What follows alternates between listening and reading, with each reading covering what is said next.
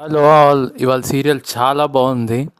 So Rohini అలిగి ఎటు వెళ్ళిపోయింది అంటే వాళ్ళ ఊరు కేపీ పార్లమెంట్ ఏదో కేపీహెచ్పి లాగా ఉంది, ఆ ఊరికి వెళ్ళిపోయింది. ఈ లోపల ఇంట్లో బాలు మనోజ్ గొడవ పడుతుంటే వాళ్ళ నాన్న వచ్చి తిడతాడు, తిట్టి ఇద్దరిని పంపిస్తాడు. ఆ కాన్వర్జేషన్ బాగుంటుంది అక్కడ.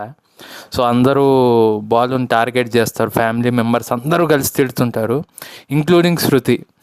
కానీ హాస్యాస్పదం ఏంటంటే మొన్న శృతి వాళ్ళు కూడా మనోజ్ని రోహిణిని తిట్టారు.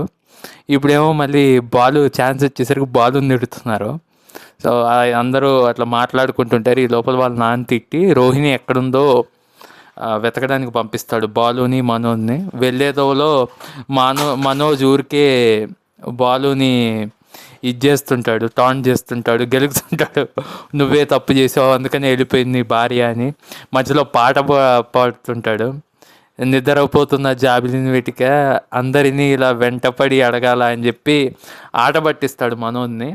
సో చిరాకు పడతాడు మనోజ్. ఈ లోపల వాళ్ళ అమ్మకు ఫోన్ చేసి కంప్లైంట్ ఇస్తే వాళ్ళ అమ్మ కూడా అంటుంది, అరే వాడు డ్రైవర్ రా, వాడు ఊరంతా తెలుసు వాడికి, వాడు ప్రస్తుతం వాడు అవసరం ఉంది కామ్గా ఉండంటే పెట్టేస్తాడు. సో వీళ్ళు ఆ కేపీ పాలనకి బయలుదేరారు. చూడాలి మనోజ్ భాగవతం అయితే బయటపడ్డాడు, మరి రోహిణిది పడుతుందా లేదా. నెక్స్ట్ ఎపిసోడ్ కూడా చూపించారు, వాళ్ళ కొడుకు ఎదురయ్యి వాళ్ళ ఇంటికి వెళ్తారు వీళ్ళు, మరి ఏమవుతుందో చూడాలి. రోహిణి తప్పించుకుంటుందా, మరి మనోజ్కి దొరికిపోతుందో చూద్దాం.